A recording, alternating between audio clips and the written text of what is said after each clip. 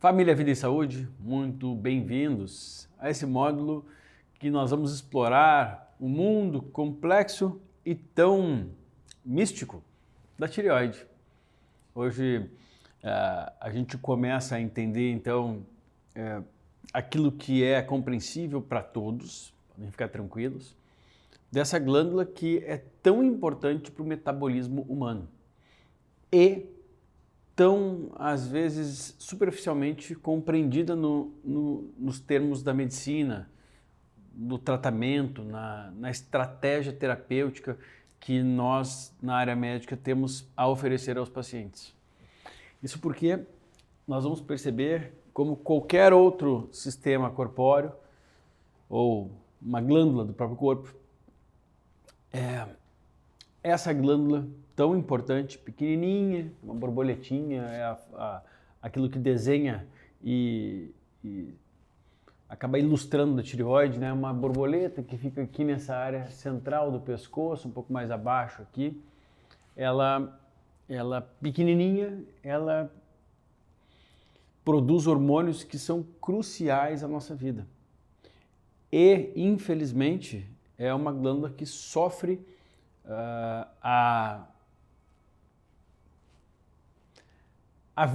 pela vida moderna. Por quê? Porque como ela é muito importante e ela precisa de alguns nutrientes chaves para que ela consiga produzir, ela é uma empresa pequena e muito potente, que suga muitos recursos. Então você imagina que nós estamos numa cidade em que cada empresa serve para uma coisa.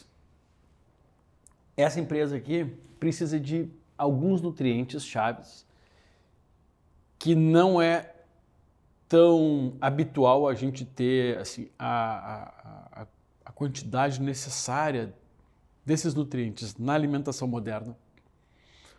Mas sem esses nutrientes, então, ela não consegue produzir tudo aquilo que ela poderia. E como é um sistema chave para uma cidade, nosso corpo, acaba que o funcionamento não ideal dela e não otimizado dela pode impactar significativamente e negativamente nas nossas vidas. Às vezes, mesmo que não enxergada como um sistema patológico, com doença, ou às vezes enxergado como um sistema doente, sem que se observe se verdadeiramente o problema é ele ou aquilo que não chega a ele, portanto ele não consegue fazer o que ele tem que fazer. Às vezes eu vou olhar para uma fábrica de automóveis e assim, ela está ruim, está doente, não está produzindo carro. Só que o básico, está chegando o insumo para ela? Ela tem pneu para fazer carro? Porque às vezes falta só o pneu e não consegue fazer carro sem pneu. Às vezes falta o estofado, às vezes falta banco. E aí começa a produzir menos. Ou produzir a coisa meio, vamos produzir só o que nós temos. O melhor a gente não consegue. E quando isso acontece também, como é um sistema humano, então é como se ao mesmo tempo o corpo recebesse um aviso. Olha, nós não estamos tendo condições de fabricar hormônios por esse sistema. Consequentemente, o que o meu cérebro inteligente, instintivo entende? Então está acontecendo alguma coisa.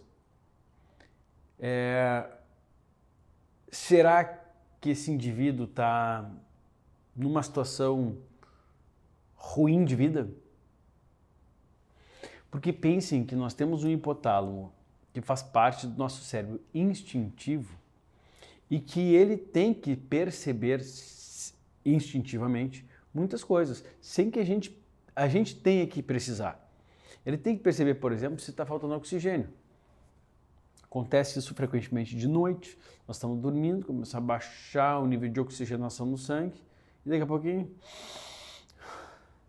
uma respiração profunda acontece e acelera um pouquinho o nível a frequência respiratória. Isso você observa em alguém dormindo. Mas ele se deu conta que está faltando ar? Não, o corpo dele. Quem é o corpo dele? O hipotálamo. Sede, a mesma coisa. Eu não preciso perceber que eu quero tomar água. Eu fico com sede. Quem que dá essa sensação? Sede, fome e tal, às vezes de forma desregulada, porque a gente desregula o nosso sistema. mas é um eixo que fica lá no nosso hipotálamo, que é um sistema glandular que produz diferentes hormônios e regula diferentes sinalizações para o nosso corpo. É primitiva. O jacaré tem, os répteis têm, os animais têm que ter um centro que controla a respiração, fome, sobrevivência. Então, naturalmente, quando começa a faltar nutriente para a tireoide, por exemplo, ela não consegue produzir hormônios sem determinados nutrientes. Nós vamos ver aqui. Mas o entendimento inicial já começa, em 5 minutos de conversa aqui, começa a fazer vocês entenderem que assim, olha, isso é coisa básica, mas eu nunca, um endocrinologista, eu com hipotireoidismo, perguntou, o hipertireoidismo, o hipo, o mais comum é hipo, me perguntou se eu comia bem, ou avaliou se está chegando esses nutrientes essenciais suficientes ao meu corpo para que a minha tireoide consiga utilizar. Então percebe que a tireoide, não recebendo esses nutrientes, nós temos múltiplas coisas que passam na nossa cabeça sem a gente pensar, que são instintivas. Primeiro, o hipotálamo. Será que está faltando comida? Não, caloria está vindo, mas não está vindo nutriente. O que não seria natural na natureza. Porque a comida de verdade, o que tinha era o suficiente para a gente. Tá, então primeira questão que faz o corpo, olha, vamos então baixar a atividade dessa glândula, não tem suficiente para ela e eu tenho que dividir os mesmos nutrientes que ela usa com o corpo também. Então, primeiro sinal. Segundo sinal, pode ser um sinal até conjunto. Olha só, então está faltando nutrientes para a tireoide? Se está faltando para a tireoide, está faltando para o pâncreas, está faltando para os rins, está faltando para outras glândulas. Os nutrientes são os mesmos na natureza que nós dependemos deles. Nós precisamos comer nutrientes, não adianta comer comida só. Eu preciso ter vitamina, mineral, antioxidante. Tá. Na falta de nutrientes, não é só a tireoide que não vai funcionar. Múltiplos outros sistemas vão sentir. E quando múltiplos sentem, o nosso cérebro faz o quê? Olha, vamos baixar significativamente esse metabolismo. Está faltando. Aí a tireoide recebe um aviso a mais para diminuir a atividade dela. A gente vai ver como é que isso acontece. Mesmo que não falte para a tireoide, se faltar para outros sistemas, qual é o aviso do cérebro? Está faltando. Se você estiver muito estressado, a tireoide não tem que mexer? Tem. Se você estiver muito ansioso, ansiosa, não tem que mexer? Tem. Porque todo sinal que você dá para o seu cérebro, de aviso de perigo, ansiedade, estresse, para o cérebro não tem outra coisa a ser significado lá no hipotálamo. Sobrevivência. Pensa assim, o que é estresse para um jacaré? Estresse para ele, situação de vida ou morte. Está faltando comida ou alguém está querendo matar ele. Então o que ativa? Metabolismo de luta ou fuga. Aquela coisa assim, preciso estar pronto para matar ou morrer. Tireoide vai ficar balançada, porque nesse momento o que tu precisas? Precisa que o metabolismo se lentifique. Você tem que parar de gastar energia à toa e deixar a energia ali paradinha. Tanto que a glicose aumenta no estresse. Deixa a glicose ali no sangue. Se precisar usar rapidamente, ela está ali. Então a tireoide não só sente como ela comanda o metabolismo feminino e masculino, é a glândula mais importante para o metabolismo, para a velocidade metabólica ou metabolismo basal, quanto você gasta de energia, ela regula isso. Então, ela vai sofrer múltiplas ações num mesmo dia. E como é importante que ela regule o quanto se acelera, o quanto desacelera o gasto calórico basal um dia, se você não entender que ela depende de nutrientes e ela também vai responder ao hipotálamo quando ele percebe que falta para outros sistemas ou que está acontecendo muito sistema de estresse, você não consegue enxergar já o básico da complexidade desse sistema, dessa glândula. quem entendeu o que a gente está conversando até agora, entendeu outra coisa simples e evidente. Meu Deus, como a medicina subentende essa questão. 5 minutos é uma olhada de exame, ninguém me pergunta nada, só assim, você tem ou não tem hipotireoidismo? Toma um remédio aqui. Por que está acontecendo? O que será que está acontecendo no corpo? Será que eu tenho de fato? Será que eu preciso usar o resto da vida isso? Ninguém pergunta sobre isso. E se inicialmente, que são coisas assim que a gente não precisa nem olhar estudo, nem mostrar figura, é só se pôr a pensar sobre algo extremamente básico.